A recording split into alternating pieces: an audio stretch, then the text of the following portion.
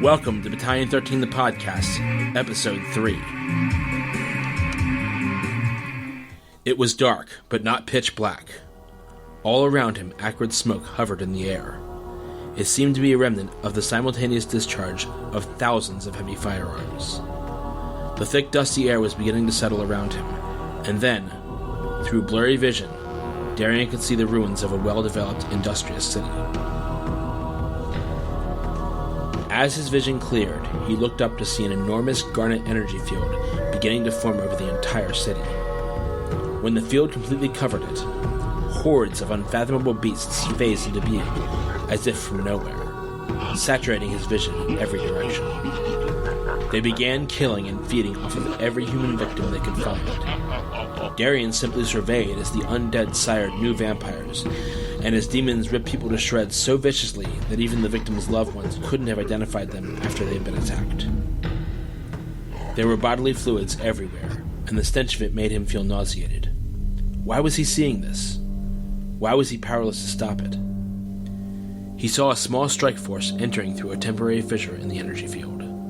They made their way to a structure in the center of the city that seemed stable. The man leading the strike force appeared undaunted by the violence. He also carried some sort of hefty, rectangular flashlight on his belt.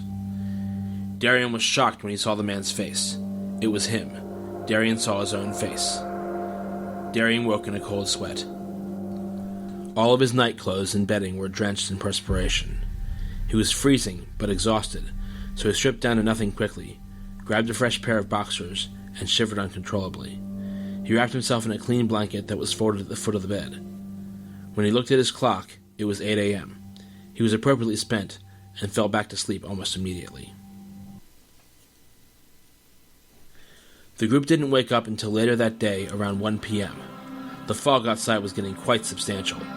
All they could see through the window in the common room was a heavy white mist.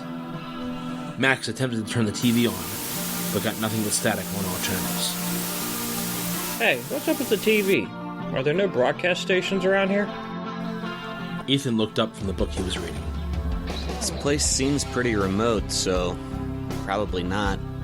We are on an island, after all.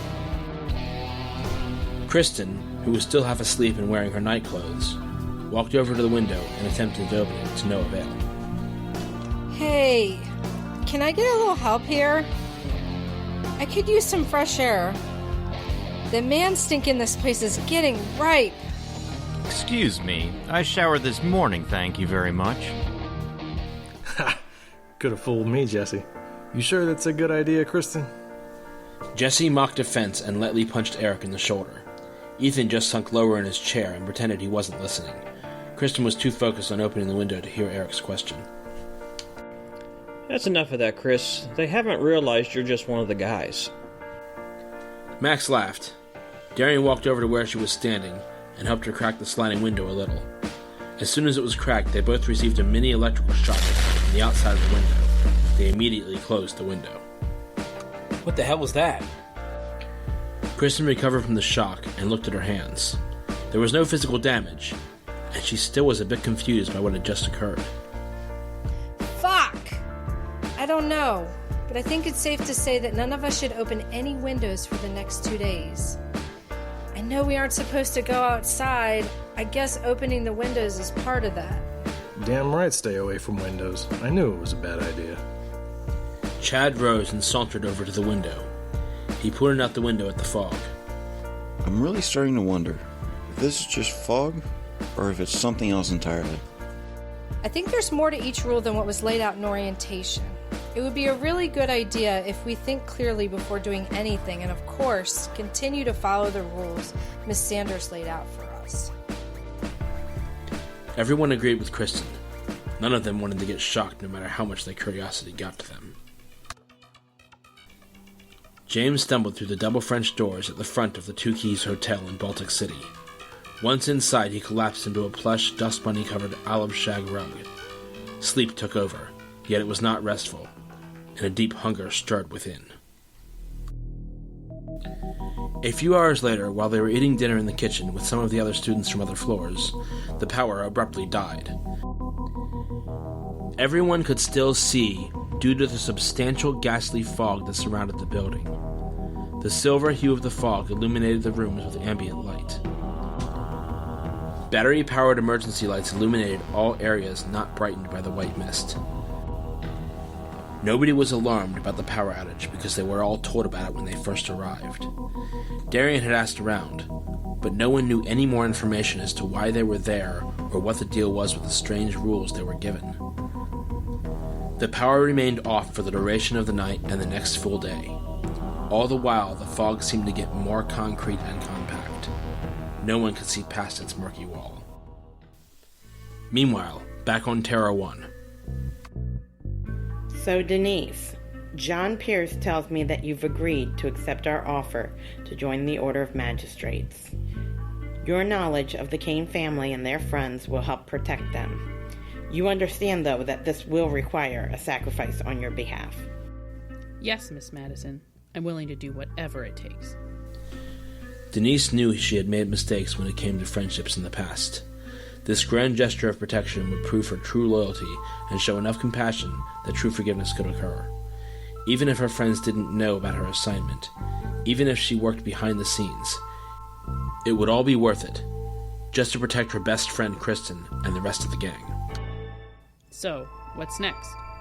You'll go through training, magistrate training. John will be your mentor. Then, when the cadets leave the academy, you'll be responsible for making sure their battalion stays alive. You'll make sure that they are given the right tools and continued training to build their ability levels. You don't have special powers yourself, but you know what they say. Those who can't, teach. On the last day inside their dormitory, the fog began to clear and the power came back on. When the power came back on, the TV in the common area flashed to life, and there was Fred Sanders, ready to address the students. Students, please sit down for a moment and take heed. With the power back on, you will notice that some of the technologies that did not work before will now work. An example of this would be the elevators. Please make use of them. Other technologies will be explained at a later time, as I am certain you are all tired of being cooped up in this building. It is time to go outside and enjoy yourselves for a little while. The time of the 3 rules is now over. The TV turned off. Max looked at Darian for approval, and Darian nodded. The whole group then went to the nearest elevator and proceeded to the main level. Once there, they noticed a crowd of people going through the automatic doors. Darian's group got in line and waited to get outside. When they all finally got outside, it was like watching children on a school playground at recess. Darian watched as a few people went to investigate what looked like an asphalt-gray beetle carcass as big as a Toyota Camry. It was completely still, and for a moment, he thought it was some sort of weird artistic sculpture of the beetle. A girl who looked no older than 18 slipped on the slick grass and wound up sliding underneath its body. Without hesitation, the creature fell on her, and a stinger popped out of its hindquarters and stabbed her right through the hip. The creature then sprouted its wings and flew away. The girl was left in screaming agony. Ah! Her hip was bleeding profusely. People started looking around and noticed that their surroundings looked a bit alien. Darian was more concerned with the hurt girl than with his new surroundings. He would look into them later. He and Chad ran over to her. There was blood all over her jeans, and when Chad felt for her pulse, it was weak at best. What's your name? Cynthia. Chad had taken his jacket off and wrapped it around Cynthia's wound. Okay, Cynthia. I'm going to apply pressure to this wound. It'll probably hurt a lot. Cynthia nodded to show her approval. Chad looked at Darian. She needs medical attention now. Suddenly, from a platform above the students, a female voice was heard. Attention, students. For those who I have not had the pleasure of meeting yet, I am Samantha Madison. You are probably all wondering where you are and what is going on. It is time you got the answers you have been waiting for. Mrs. Madison, this woman needs immediate medical attention. He gestured at the girl on the ground. Samantha surveyed the situation from where she was, pressed a button on her blazer, and said something in a low voice that no student could hear. She then turned her attention back to Darian. Help is on the way, Mr. Kane. Darian nodded and continued to hold the young woman's hand while they waited for help. Once help arrived, the girl was taken away on a floating stretcher. This made both Darian and Chad do a double take, but they both decided that now was not a good time to ask about it. Samantha acknowledged the medical staff members and then continued with her speech. By now, you will have noticed that everything around you has changed. There are buildings that are here now that were not here before, technologies that work now that did not work before, and of course, our local stinging possum beetle. These are a few of the things you will see now that you are here. In case you have not figured it out yet, you are not in your world any longer. You are now on another plane of existence where you will stay for the next year to learn about advanced technologies, psionic abilities, and magic for use against the more destructive demons. For the next few days, you will be expected to acclimate to this world. There are instructional videos available in the common areas that can provide some explanations and instructions. After those few days have passed, you will all begin your classes, which will be intense and very informative. Prepare yourselves and try not to be absent or tardy. With that, she walked off the platform and seemed to disappear from sight along with the platform. Some of the students decided to walk around outside for a while, but Darian's group went right back in and up to their common area to view the instructional video left there to guide them. Darian turned on the TV and played the video. There was Fred Sanders again.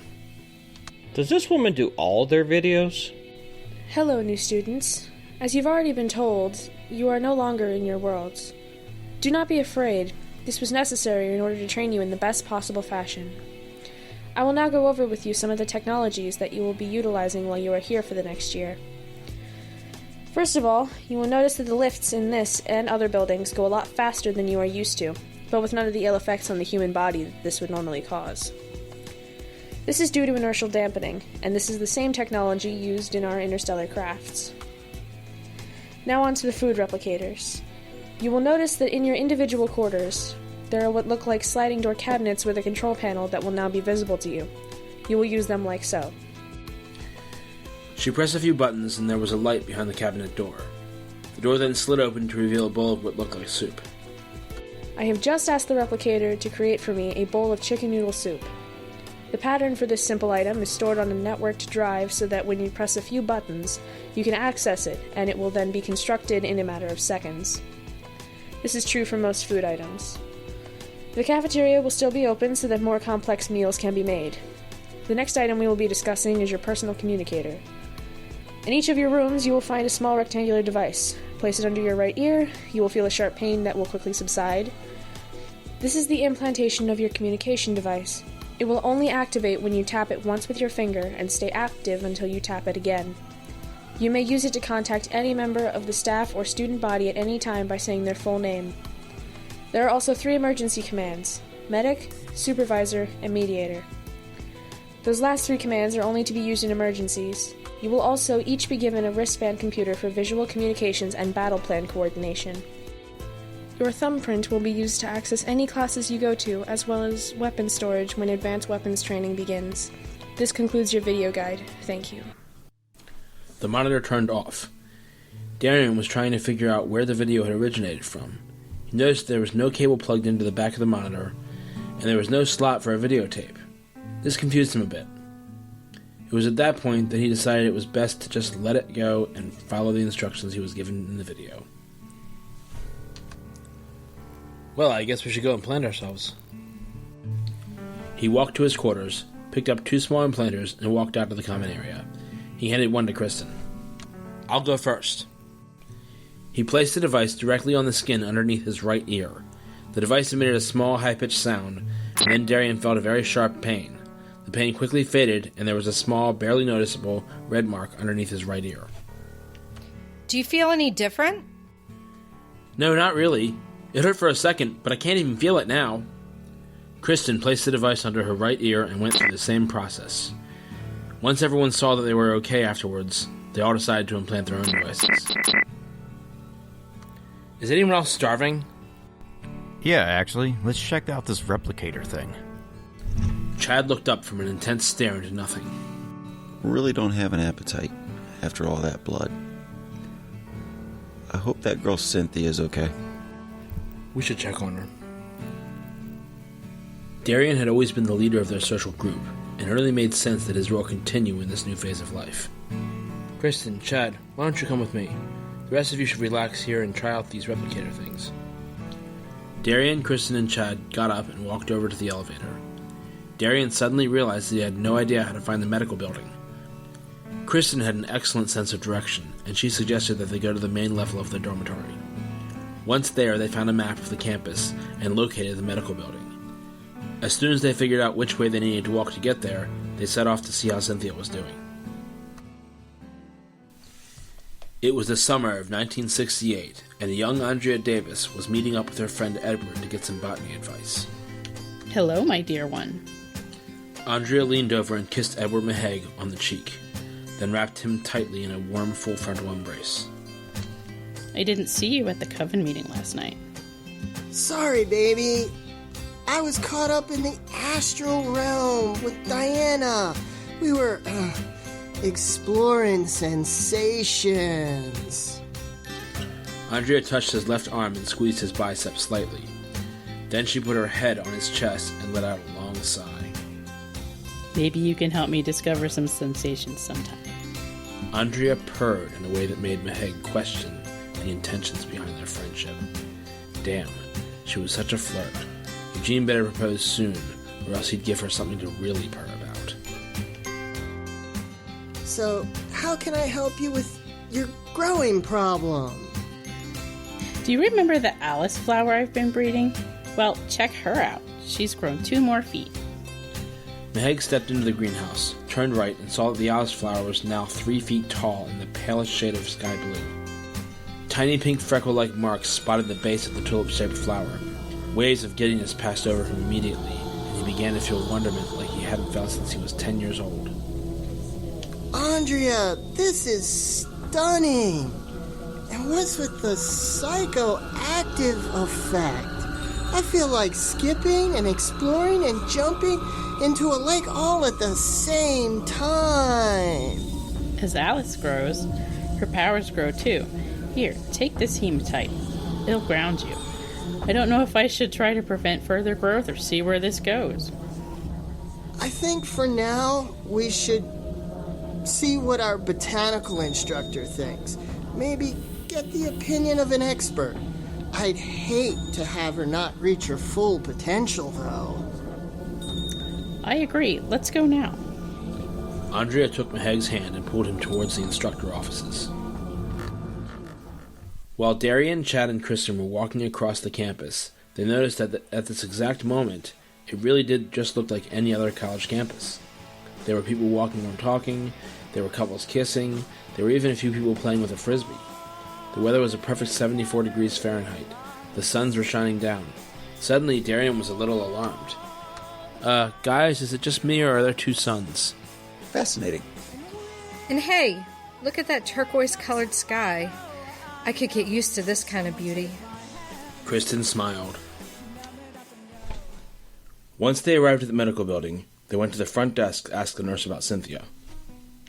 Hi, there should have been a girl named Cynthia admitted here just after Miss Madison's speech today. We wanted to see how she was doing. Do you know her last name? She was of a medium build, with a deep chestnut complexion, in her early 40s, and she looked rather annoyed at being interrupted during this moment. No, but I'm pretty sure she was the only Cynthia admitted today with a stinging possum beetle wound through her abdomen or hip area. The nurse looked up from the desk. Cynthia's a very common name. I see 6 here in the computer. Do you really want me to go through each of their medical logs to match the condition? Darian blinked a couple of times. Yes, we would like to check on her and see how she was doing. The nurse let out a heavy sigh and began typing hard on the keyboard. Her carefully detailed manicured nails made a clacking sound as she typed. A holographic representation of the medical database popped out of the top of the projector behind the keyboard. She began touching the images and moving them around until she found what appeared to be 3 matches of beetle wounds. She then narrowed her search to the area of the body where the wound occurred. She found the candidate. Her name is Cynthia Trask, and she's in room 404. You may go see her now. Thank you. Where's room 404? The nurse let out another heavy sigh and tapped a few more keys on the keyboard. Her pinky finger glinted with a cobalt blue diamond design. A holographic map burst into view. She drew a line with her finger, showing them all how to get from the front desk to room 404 in exact detail, then looked up at them and gave a very forced smile. Thank you. I think we can find it. As they walked away, Kristen turned her head toward Darian and Chad. I guess no matter what world you find yourself in, there are still people who hate their jobs. They walked toward the elevator and took it to the 4th floor. When they got to her room, they saw her lying in a bed with what looked like a bag of liquid sitting on top of her wound. She was all cleaned up, and she smiled when she saw Chad and Darian. Hi. I can't thank you two enough for helping me back there.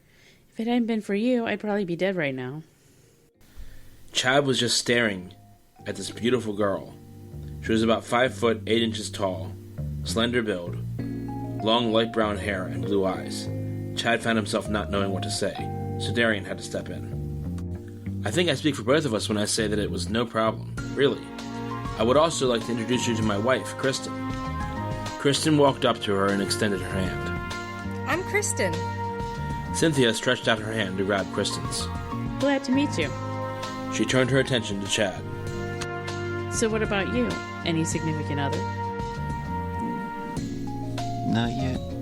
Well, that's a good start. Why don't you stick around for a little while after your friends leave and we'll talk? Cynthia was certainly forward. Kristen saw what was going on and decided to get herself and Darian out of there. Well, it was nice meeting you, Cynthia. I'm glad to see you're okay. Come on, Darian. Let's leave these two to get better acquainted. Darian nodded in agreement. Hope you feel better soon. Actually, I feel pretty good now. Before you leave, take a look at this. She lifted the liquid pouch off of her wound. Darian, Kristen, and Chad saw that the wound was a lot smaller than it was earlier. Wow! They really do have some advanced tech here, huh? Yeah, I'll say. After they talked for a few more minutes, Darian and Kristen left and headed back toward the dorm building. I'm really interested in that liquid pouch she had. I want to know what's inside it, how it works. Let's go look it up. I'm sure it's no secret. In the front yard of a quaint Cape Cod, a youthful academy instructor rolled out his yoga mat and performed sun salutations to the twin suns. Grounding for the day is an integral part of maintaining sanity when instructing students with latent psionic abilities. After his yoga, he enjoyed a light chai tea on the front porch with his soul half, Alicia. Even with everything he knew about the stability of oneness, he couldn't help but feel like his entire being was intertwined with her existence. In the middle of walking back, Darian noticed something that piqued his interest. Hey, look, off in the distance. He pointed at a tall building that seemed to be manifesting into its surroundings. There was also a fine white fog around it, along with visible arcs of electrical energy. I bet that's what our building looked like from this end before we got here. I wonder if we should go over there and see the whole thing. Let's get the others to meet us here. Try out these communicators. Kristen tapped the spot underneath her right ear. Maxwell, Knight. Back at the dormitory, Max, John, Jesse, Ethan, and Eric were playing cards when Max heard the beeping in his right ear. He pressed the spot beneath his ear. Hello? As clear as if she were standing right next to him, Max heard her. Hey, get everyone together and meet us outside. There's something you have to see. Acknowledged. He pressed the button again. Max still couldn't believe how weird this tech was. Hey guys, Kristen wants us to meet them outside. She says there's something we gotta see. Without a word, they all got up and started toward the elevator. Once Max and the others met up with Darian and Kristen, Max immediately noticed that Chad was not with them. So where's Chad? Oh, he's too busy chatting up Cynthia. We've got something better. Look over there. Darian pointed at the phasing building. Let's go check it out. Do you guys think that's what our building looked like when we got here? Well, considering the electrical shock we got when you opened the window and all the fog, yeah. They quickly made their way over to the building and stood about a quarter of a kilometer away, all the while watching as the building phased into the world that they currently occupied. Once the building had phased completely into reality, the fog cleared and people came running out of the building. These people looked a little different, though. Their skin color was varied shades of green and blue, and their hair was all sorts of different colors. They were definitely not human. Darian's group decided to silently observe these individuals as they went through virtually the same ordeal that the people of his building went through. He watched as some unknown guy slipped in the grass and wound up underneath the stinging possum beetle. The beetle stung him and then flew away. The real difference that Darian and his friends noticed was that no one came to the victim's aid. Darian watched as black blood came gushing out of the man's abdomen, all the while he was completely ignored. Darian decided that he had to do something. He immediately ran down the hill toward the building. As he did this, he tapped the spot underneath his right ear. Medic! He ran straight to the injured man. Hey, help us on the way. They'll be here soon. Darian was at that moment grabbed by the throat by one of the nearby people. The person spoke in a strange language that Darian could not understand.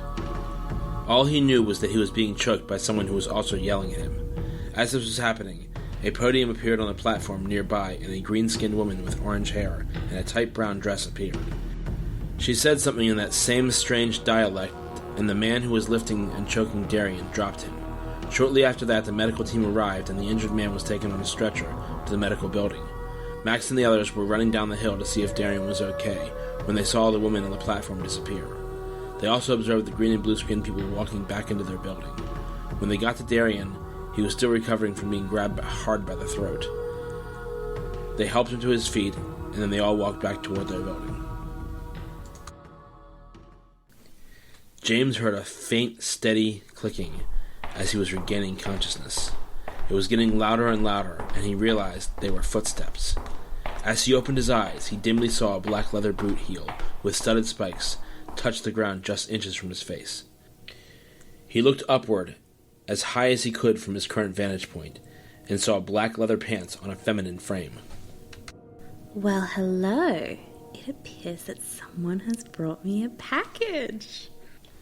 James tried to stand, but some synapse in his brain must have misfired, as he suddenly felt his body being pulled hard towards the floor, where he collapsed in a heap. The woman gently trailed her fingernail across his face, then suddenly jabbed it hard into his cheek, and pulled it away. James winced. She looked at her finger, a dollop of dark blood on it. So you do bleed. No matter. She knelt down, pulled up his head roughly by his hair, and slapped a spiked red leather dog collar around his throat. She whipped out a chain that she attached to the collar, and stood, yanking it up hard as she did.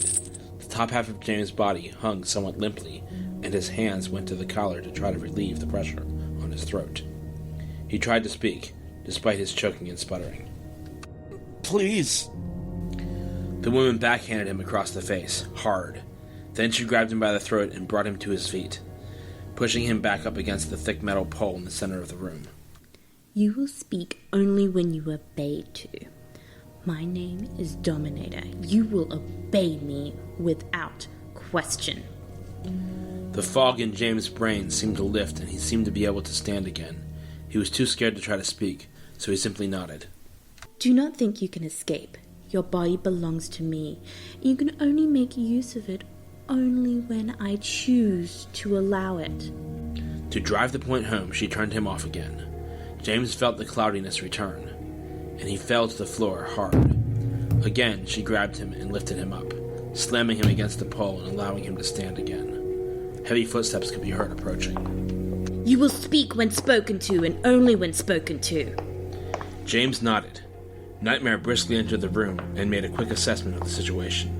He saw the chain hanging from a collar on James' neck, but made no mention of it. Vampires could be odd. He didn't care about their eccentricities one way or the other. I hope that you're treating our guest in a manner worthy of us, Dominator. Of course. I'm merely showing him what it means to be with us. James opened his mouth to speak, but nothing came out. Let him speak! Fine. I was just trying to keep things peaceful.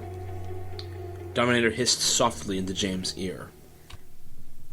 Be careful what you say, or I'll make you suffer. She backed away slowly, smiling. As I was saying, welcome, James. This is your new home. Thank you, sir. I won't let you down. See that you do not. Dominator, show him to his room. Nightmare vanished as quickly as he had arrived. James wasn't sure what to think of him yet. Did he approve of what this woman was doing? Was this some kind of test? He couldn't be sure. He was jarred out of his thoughts by a sharp yank on the chain. A short time later, after leaving Cynthia so she could rest, Chad decided that he wanted to know a bit more about the medical technology of the world he was in, and also the potential dangers. He figured his best bet was to visit the campus library. Once he found it, he was greeted by a tall, medium-built white man with glasses and light brown hair. He seemed to be about 30 years of age. Hello, my name is Eric Trent. I am the librarian here. Please call me Trent. Is there something in particular you are looking for, or are you just here to browse? Actually, I was wondering if there are any books on current medical tech. And also I wanted to know about the wildlife of this, dimension. Trent's face lit up at this. Ah, you must have been involved in the rescue of the young lady that was injured by the possum beetle. Yes. How did you know that? It's neither here nor there. However, I must give you something that will help you in your quest for knowledge. This is a tablet personal computer which can access every book in this library. You'll be able to use it for referencing all the material you need, including all of your textbooks. Trent handed Chad the tablet.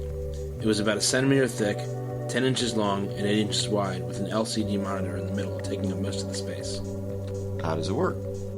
Simply scroll through the topics and press the Enter key when you found the one you were looking for. It is touchscreen technology. Thanks. He had never seen anything like this tablet. This new technology was truly amazing. He left the library and began walking back to the dorm building. About an hour after everyone returned to the dorm, they all discussed the new race they saw phase onto campus. It was decided that it would be best to avoid them until they could further understand the new culture. After another few hours, they all ate dinner and went to sleep for the night. The next morning, they each took time to explore the campus and pick up their tablet PCs. They got acquainted with the librarian and a few of the hospital personnel when they went to see Cynthia again. They also all took time to get to know a few of their fellow students. The sky was greenish-brown that day. It was interesting how the color of the sky kept changing on a daily basis. They were used to blue, black, and gray, or white. This would take some getting used to. Over the course of the next few days, the students acclimated and got ready for their first day of classes. Once classes started, the campus was actually a bit quiet. Occasionally a possum beetle would fly by, but there was an energy net over the entire campus which effectively kept the bugs at bay. The ecosystem must work differently here. Insects are an integral step in keeping nature clean and beautiful.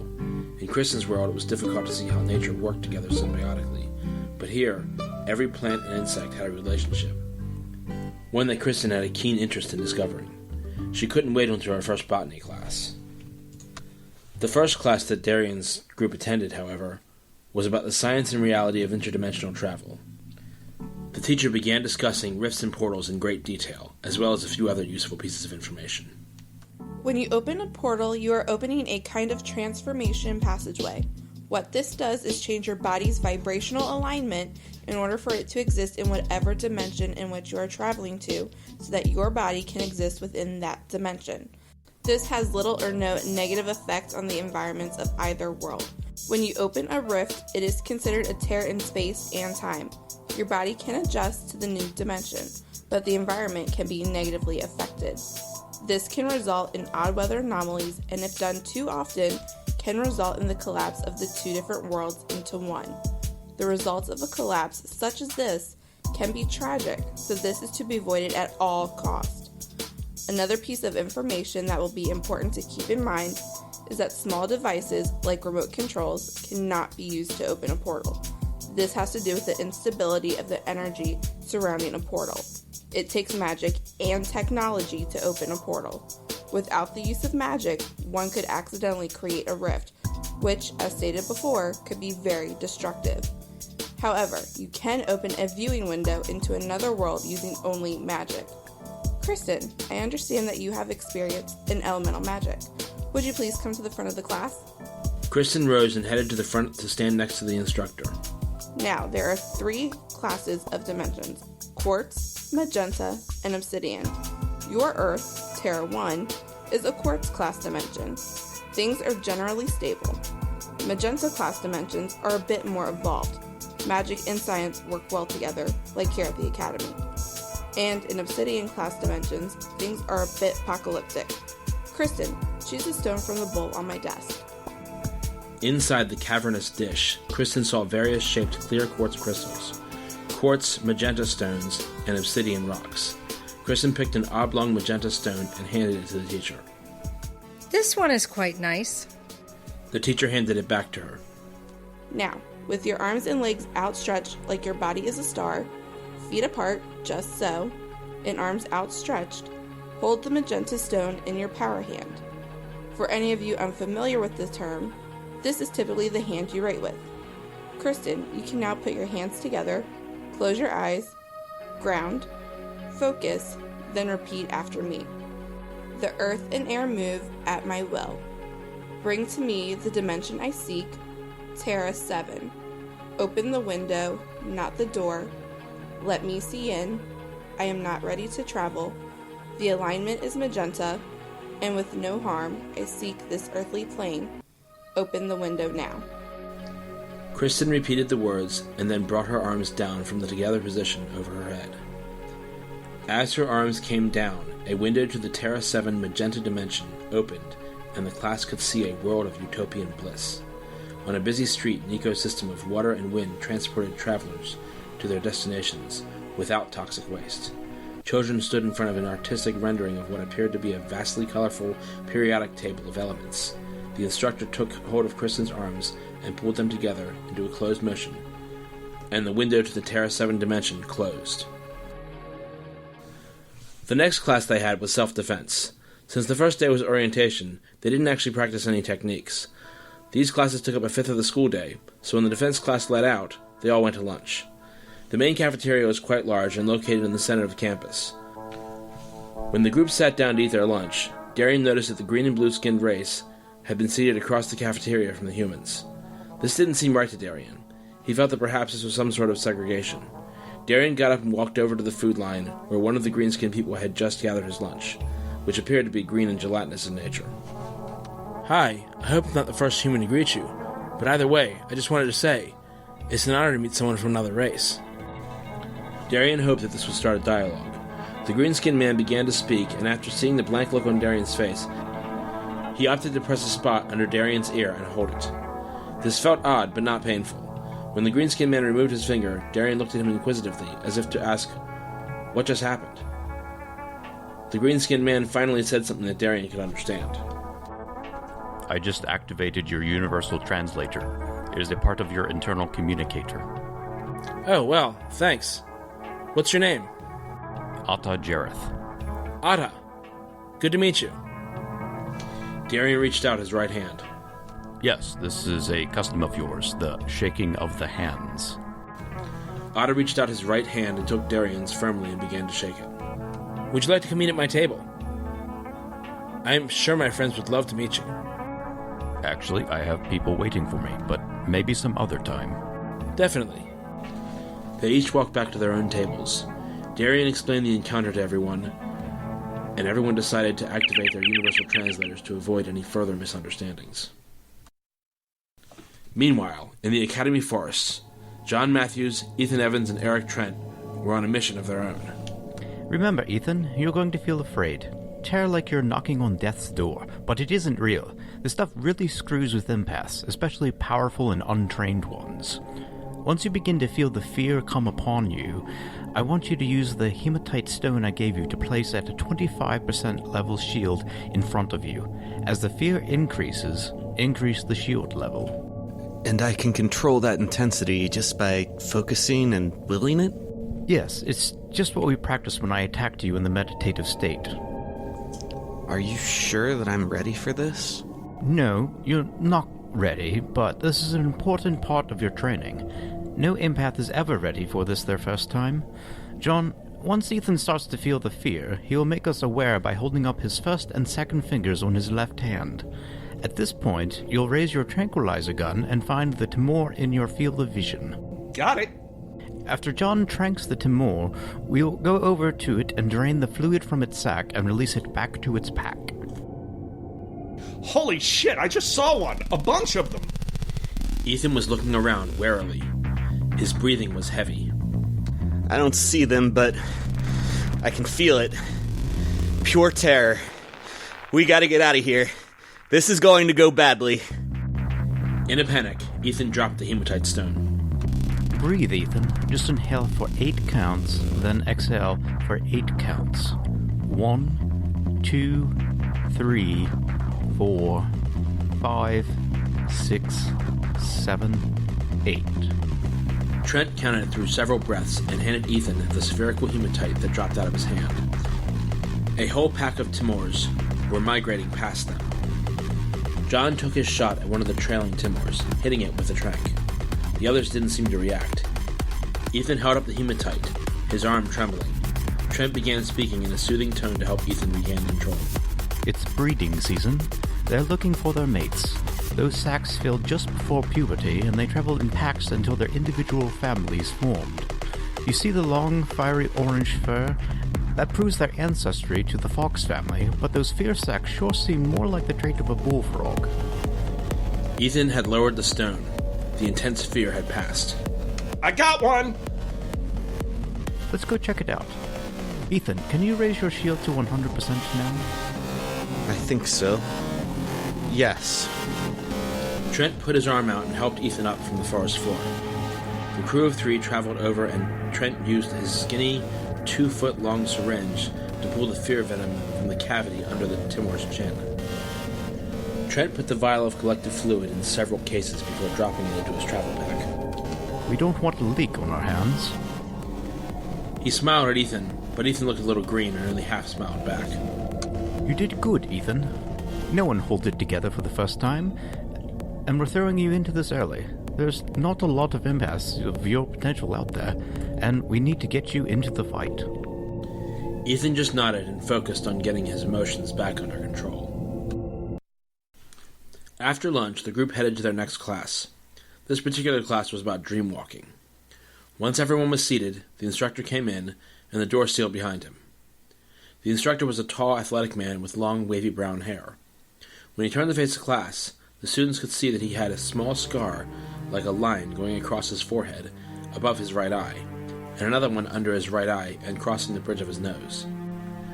He smiled at the students and then did a double take when he noticed one of the students staring at him in what could only be described as absolute disbelief. He recognized the student as his younger brother Darian. Darian was in complete shock. At first, the instructor only looked a little familiar to him. Then it really hit him. He remembered everything he'd forgotten. The missing face in his memories of the family picnics, being playfully teased when he was younger by his older sibling. It was Sean, and Darian was just now remembering him the way a person remembers reality after waking from an intense dream where every memory is different than in real life. He felt like he was just waking up to a reality where he always had an older brother, and not just a younger brother away at military school and a younger sister who he must always protect. Darian remembered that he was not always the oldest brother. He wondered if his parents knew about Sean, or if they had forgotten him too. This was very disconcerting. Sean decided not to say anything yet. He knew that as soon as Darian saw him, the memories would come flooding back to him. But he felt that it would be unprofessional to single his little brother out in front of the whole class. He decided to move on with the lesson plan and address the issue after class. He hoped Darian would understand and not make a scene. So today we're going to discuss what this class is about, and then hopefully we can figure out what you all want to get out of it. Darian could tell that his brother did not want to make a scene during class and decided that it would be best to follow along with that course until the class was over. He was very confused about why the memories of his brother had been absent for so long, but he knew that attempting to get answers during class would be embarrassing for both of them and decided against his first instinct, which was to jump up and confront him about it in an accusatory manner. This would not end well. Seeing that Darian was not saying anything to him and was no longer displaying a total look of shock, Sean continued to give the class the orientation lecture. In this classroom, I will attempt to show you the benefits of dreamwalking. I will explain step by step how it is done, talk about the moral implications along with what is and what is not appropriate behavior while interacting with the subject through their dreams, and then take you all through a guided meditation designed to help us all experience a shared dream. This is an amazing experience, and it is why when I came to this academy years ago, I decided to stay on as an instructor to assist future generations. He looked at Darian as he said this, hoping that it would at least start to explain why he never came back to their family home. When the class let out, Darian stayed to talk to his brother. Sean, I don't understand why I didn't remember you. You're my older brother. We grew up together. How could I forget you? Darian looked almost guilty. Sean understood what Darian was asking and could see that he was confused about the matter at hand. Right, well, this is how it works. When we come here, we can be here for up to a year without the people back home forgetting us, our existence, the memory of our time shared together. Once we're here for over a year, however, everyone we have ever known forgets that we exist, until such a time comes when they see us again. It is at that point that what happened to you today would happen to anyone in the same situation. Darian thought for a moment. I remember when you left for college, 5 years ago. But you never came back. Why? Because I found a life here.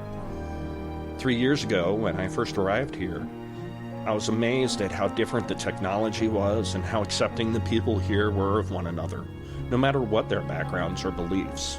There were no religious limitations on the development of technology or philosophies. I learned so much in the first few months and got so attached to this place that I decided I wanted to stay after the initial year. When I talked to my instructor about that, they told me what would happen if I stayed. I decided after a great deal of thought that I would stay. I figured out that Terra 1, our Earth, was my past and this place was my future.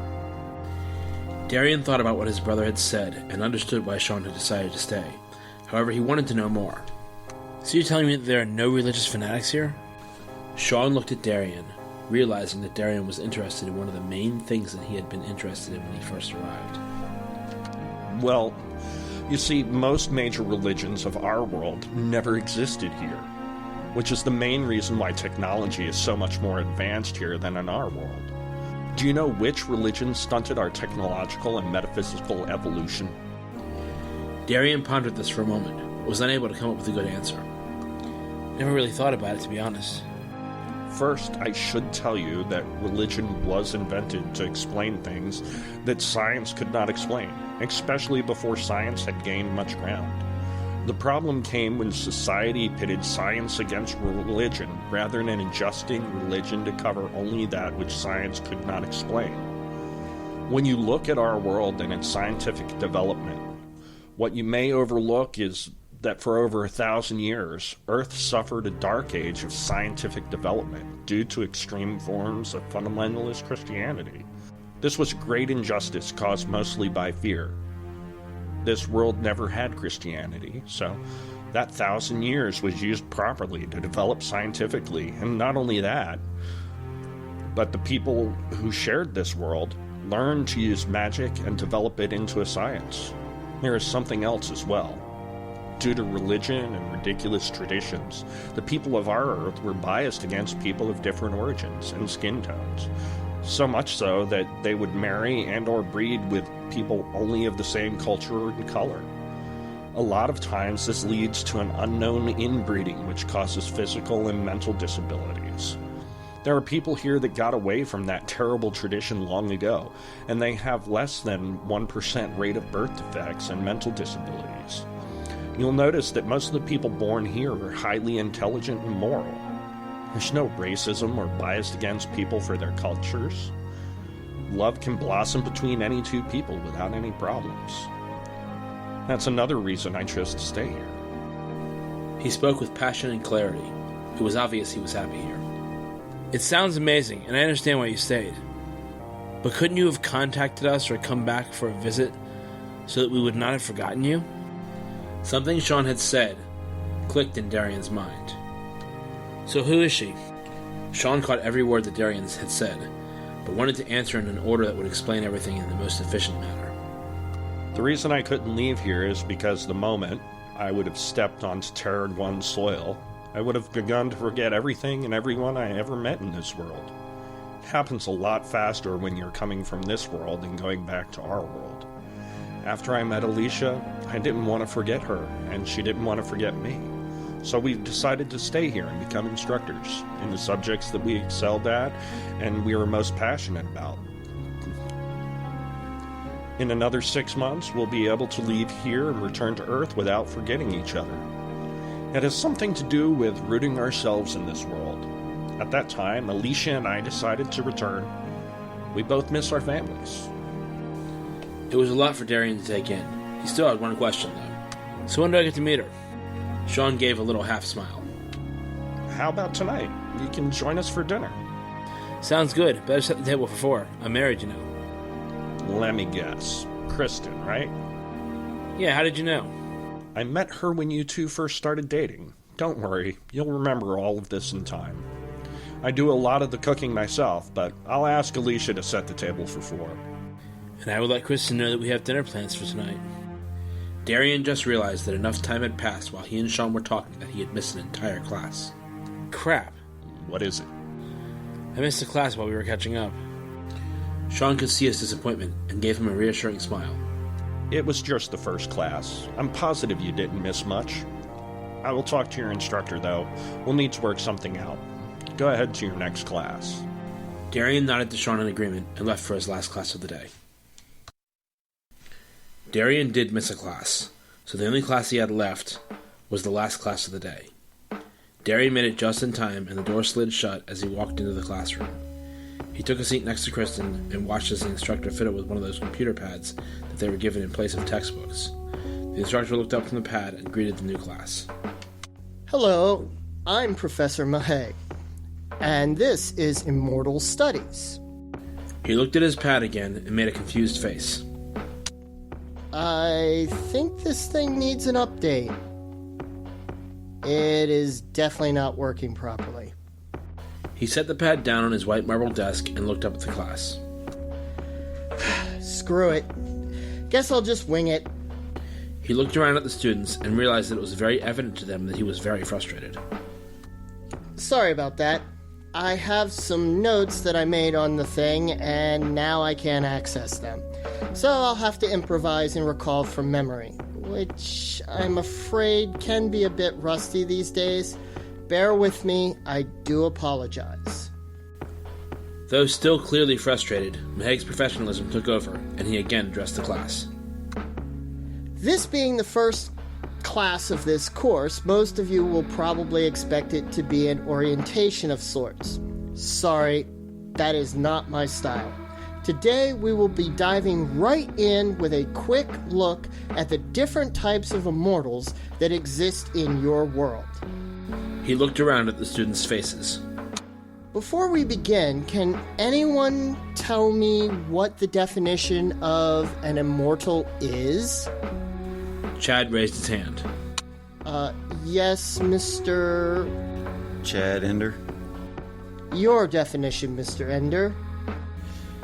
Immortal means something that will never die. Interesting. Anyone else? Maheg noticed another hand had sprung up. This time it belonged to a slender, brown-haired young woman. Yes, miss. Cynthia Trask. Immortal should literally mean something that will live forever, right? Professor Maheg stared for a moment and then composed himself. Well, I'm sorry, but you're both wrong. The literal definition of the immortal is that which cannot die by mortal means. This can mean a creature that cannot be killed by the same means as a mortal or human. Now, there are many different types of immortals, and they range from very evil to very good, and every alignment in between. Can anyone here tell me about a type of immortal? Maheg doubted that anyone knew anything about any type of immortal. But out of politeness, he waited a few moments before speaking again. Much to his surprise, there were 2 students with raised hands. He pointed to one of them. Yes, Mr. Max Knight. Go on. Vampires. Seen a few of those before. Maheg was a little surprised by this, but then realized that this was not so out of the ordinary. Eric also interjected before Maheg had a chance to continue. Me too. Dealt with my fair share of them. Right. Well, I trust you both know how to deal with the more evil of their kind. Stake to the heart, decapitation, sunlight.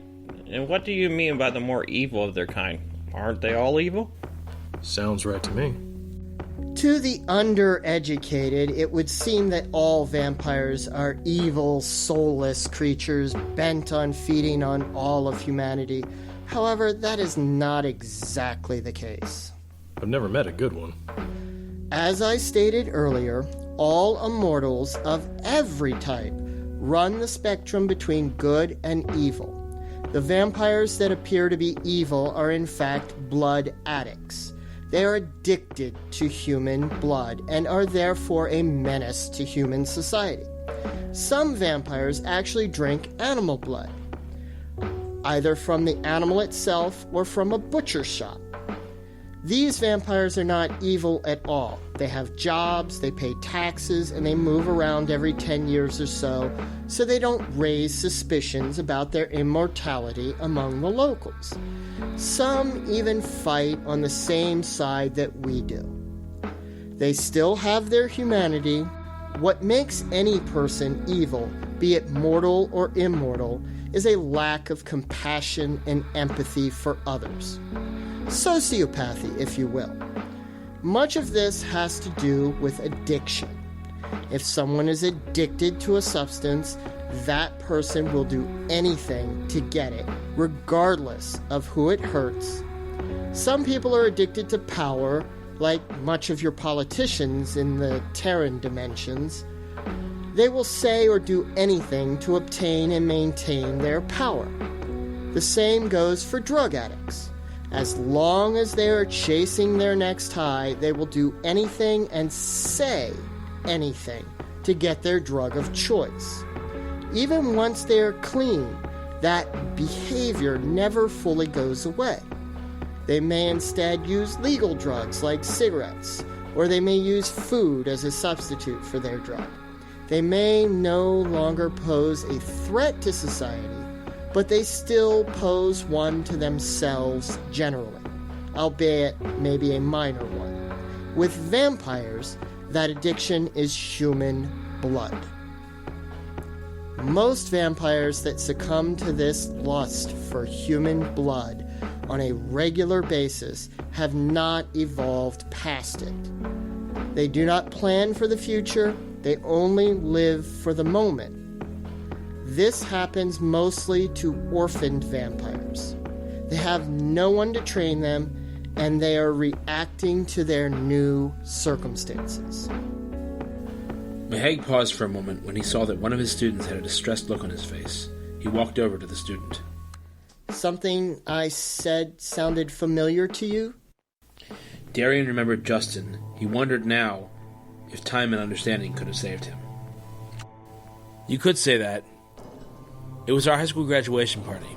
This guy, Justin, came to the party, and he was pale and looked sickly. He had the 2 telltale marks of being bitten by a vampire. There were other signs, too. I had to stake him. I only wondered if it could have played out differently.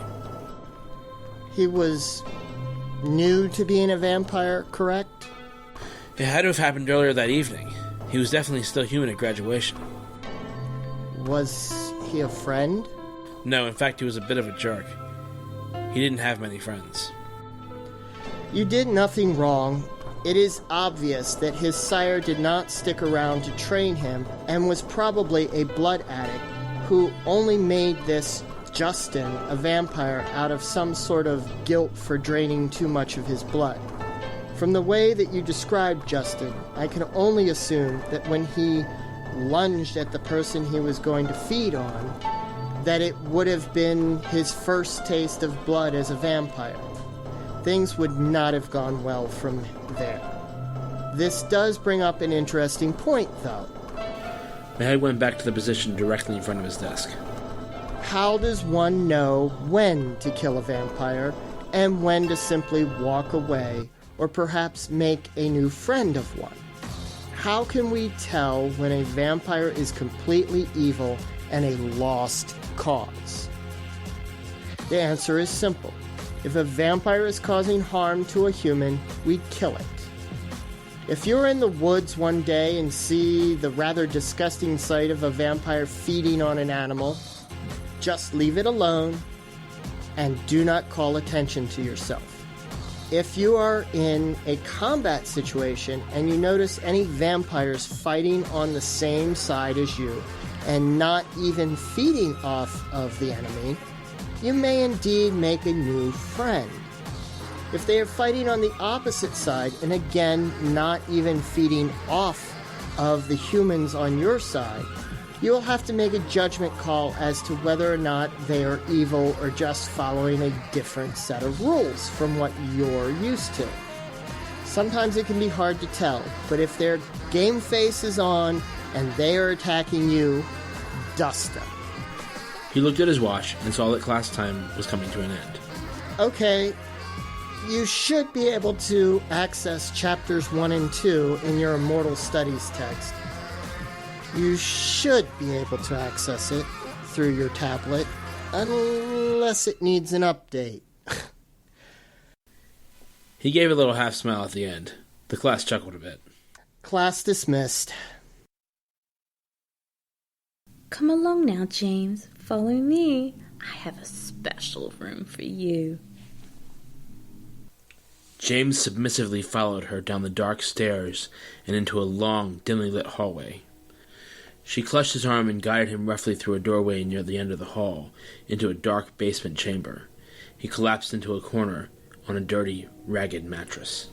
Now you won't tell Nightmare about our special place, will you? This is our secret. If you do what I say, I'll let you have a taste of me. Would you like to have a taste, James? James nodded and began to drool a little. Dominator tied him up with leather straps with spikes on the inside.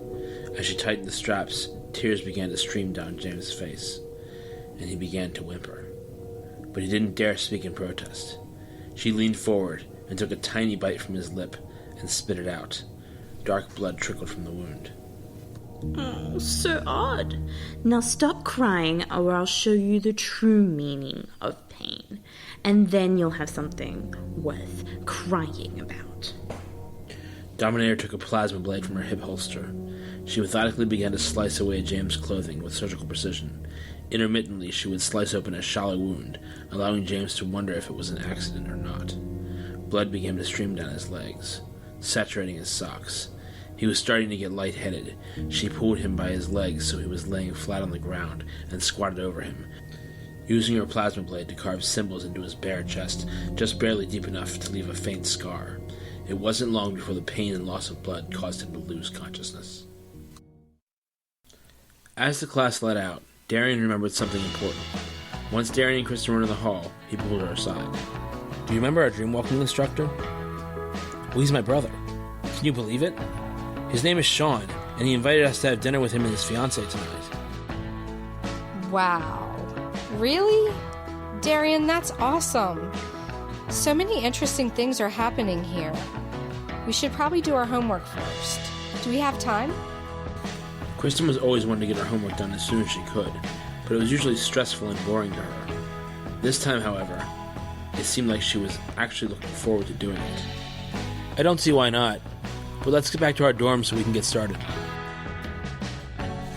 Later that evening, Darian and Kristen arrived at Sean's house. It was located on the outskirts of town, but still protected by the shield that covered the academy.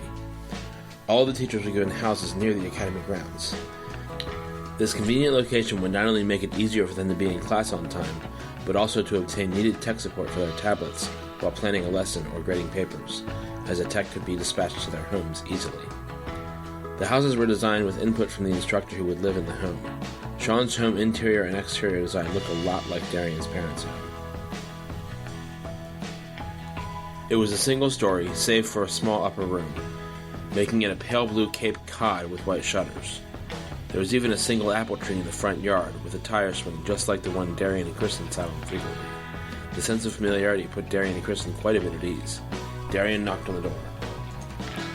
It's uncanny. Kristen looked around at the other houses, and then back at Sean's. Most of these houses don't even look like typical American houses.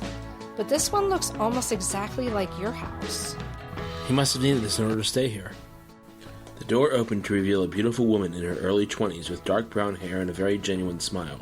She looked at him. You must be Darian. Yes, nice to meet you.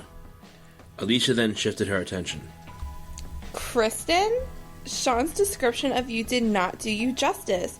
You are quite a lovely-looking young lady. I hope you don't mind the compliment. I'm Alicia, Sean's fiancée. Please, come in. Dinner is almost ready. She ushered the two of them in and showed them to the dining room table. The three of them sat down. Sean will be out with dinner in a few minutes. It's so nice to meet you, Alicia. Sean entered the room with a tray in his right hand. As he set the tray on the table, he revealed to Darian and Kristen what appeared to be a large insect with its shell open and steam rising from its meat. I know this must look strange to you, but once you taste it, you'll agree it's quite good. Sean had a convincing but playfully sinister smile. Kristen looked at it. What is it? All eyes were on Sean, so he decided to respond. A type of beetle that lives outside of the shielded area of the school. A few of us like to hunt them for food, you see. Other than replicated food, we have to provide our own food at the academy. There are no cows or chickens or any other Terran-based meats here, so we have to make do with what this world provides for sustenance. Hence, the beetles. They are considered a delicacy here. We grow vegetables as well, but they're also a bit different than what you have at home. The beetle we are having tonight is stuffed with some of the veggies from Alicia's garden. Sean could still see a look of concern on both their faces. Just try it. I promise it won't hurt you. Sean scooped out some of the inside of the large beetle and placed it on Darian's plate. He then gave a slight nod, indicating he wanted Darian to try it. Darian, a bit nervous, decided to taste it and put some on his fork. Once he put it in his mouth, he gave Sean a look of approval. After he swallowed, he offered some feedback. This tastes like a really good combination of chicken and shrimp. Is that Cajun seasoning on the table? Sean smiled. I told you it was good. It isn't exactly Cajun seasoning, but something similar that we were able to replicate. Not all spices can accurately be replicated, but close enough, right? Seeing Darian's response, Kristen decided to try it. Delicious! There was more than enough for the four of them. Finishing up, Kristen decided to ask another question about the food. So, Sean, is this the only real meat this world has to offer? Sean smiled at the question. No, this is just what is left from what I hunted over the weekend. We actually had a flying possum beetle that was delicious, but they're difficult to hunt due to their large stingers. That can be dangerous. Darian perked up at this. Yeah, we witnessed a girl getting stabbed by one of those stingers when we first arrived here. She was lucky we were able to get her to the med center in time. Sean looked at Darian gravely. Yes, it was fortunate that you were able to get her the medical attention she needed at the time. Flying possum beetles are very deadly. They tend to prey on new arrivals. Most of the time, this place is shielded from such threats, but when anyone or anything is arriving from another dimension, the shield must be deactivated so that the object or people can arrive safely. Unfortunately, this allows bugs to land anywhere within the campus. Usually they're detected and destroyed before anyone gets hurt, but there are always exceptions. You know, Darian, you should come on a hunt with me sometime. You may enjoy it. Darian looked at Kristen for a moment, then to Sean. I don't know. I've never hunted before. It's a challenge, but I can teach you how. We use a stunner to drop them, and then we use a large knife to cut them up for meat. You can come with me this weekend. It'll be fun. All right. It'll give us some time to spend together. Just the two of us. After dinner, Alicia brought them a very interesting dessert she had replicated that tasted a lot like chocolate, but with some form of imitation flavoring. Once they had finished dessert, they decided to take a walk around the neighborhood so they could continue to talk. So how are you finding your other classes? I usually use the tablet map or I ask someone. Darian smirked. Kristen nudged Darian aside and answered honestly. I really like immortal studies. The professor seems very knowledgeable. Except when it comes to the tablets. He wasn't very knowledgeable about the one he was using. The guy has been around since the Civil War. He's entitled to be a little slow on how new tech works. This place definitely takes some getting used to. But I promise, it'll be worth it in the end. So what made you decide to stay here? Well, it was really a few things. One thing was that I really didn't want to forget this experience or the variety of people I met here. Another thing... Wait a minute. We'll forget our experiences too? Sean, realizing he had said too much, sighed as he reluctantly continued. The thing is, when you go back to Earth, you'll not remember all of your experiences here. It's a byproduct of travel between astral plane and the physical world. You'll only remember some of the people you meet, namely the ones that go back with you. And you'll only remember your lessons and experiences here when you need them in order to deal with a situation where your regular military or academic training will not suffice. If you are chosen to be part of the United Alliance military, you'll travel to so many worlds and deal with so many different types of threats that you'll be forced to remember most of your training rather quickly. United Alliance? Yes, this academy is run and funded by a coalition of different worlds called the United Alliance of Dimensions. Their goal is to protect all allied worlds from natural and unnatural disasters and supernatural threats. Sometimes they can accomplish this by simply training soldiers to be ready for these threats and then sending them back to their own world to protect it, while other times they pick a few extraordinary people and incorporate them into the battalions. Response teams made up of medics, soldiers, and diplomats trained to deal with disasters and supernatural threats. It is rare that such an individual is chosen, but it is a great honor. I actually wanted to be a diplomat for the battalions, but I guess I wasn't what they were looking for. So if we never came up against any threat that the Academy prepared us for, we would never have access to those memories? Theoretically, yes, but you would not be training here if there wasn't a really good reason for it. Does the American government know about all this? Sean had been wondering if they would ask this. Good question. Actually, the only governments that have knowledge of the United Alliance are one-world governments. The recruiter you guys met was a mole in your government, who is part of a sub-organization of the UAD called the Order of Magistrates. They are embedded in the militaries of different worlds to seek out extraordinary people for the Academy programs. She is also my twin sister, which makes her your older sister, Darian. Darian was uncertain how to respond to this. He realized that the reason he didn't remember her had something to do with her being at the Academy too. But with Sean, he remembered him as soon as he saw him. He wondered why that wasn't the case with Samantha. Why didn't she say anything? And why didn't I remember her when I saw her? Sean could see that Darian was a bit disturbed by this. I don't know. It's not an exact science. She may have chosen to remain anonymous for her own reasons. I haven't spoken to her in a long time. She is stationed on the Terran dimension, so she may be in and out of our Earth frequently enough that it interfered with your ability to remember her. I guarantee that she remembered you. She just didn't say anything. Darian was concerned that it may be a while before he was reunited with his older sister. Whenever it happened, he wanted to ask her why she chose not to identify herself as his sister. Kristen, seeing that this was not easy for Darian, put her hand on his shoulder. She still had another question, one that was not about Samantha. How do they know who is extraordinary? The Order knows. They have psychics that can seek out people with special abilities. Either the person has some sort of physical or psionic ability, or the person exhibits extreme intelligence. Either way, they become an asset. Sean, why did they choose us? Why are we here? Sean looked pensive for a moment. You'll have to discover that on your own. Even if I knew, it would be a direct violation to tell you.